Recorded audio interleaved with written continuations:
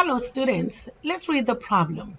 And it says, the graph of the quadratic function f is shown below. Which statements are best supported by the graph of f? And of course we have answer choices, right? So let's analyze the graph, right guys?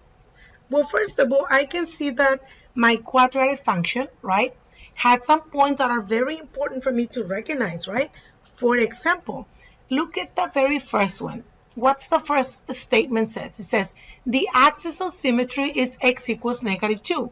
Now, what do I know about the axis of symmetry? Isn't that the line that kind of cuts your quadratic into two equal sections? So it has to go right through the vertex, right? So I see my vertex right here. And that is actually a +2, not a -2. So I can tell that the first statement is not true. Second statement, it says the y-intercept, it's 0, 4. So I'm going to take a look at my quadratic function. And my y-intercept, yes it is. It's 0, 4. Very good. So that's true. What about statement 3? It says the x-intercept, it's 2 and 0. Now remember, x-intercept will be where is my line crosses the x-axis, right? So that would be it, 2 and 0.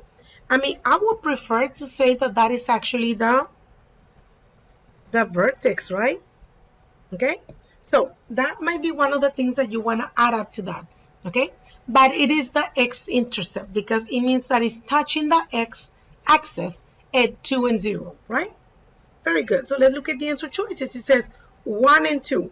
Well, I know that any statement that has the 1 cannot be my answer because I know that the axis of symmetry is not a -2.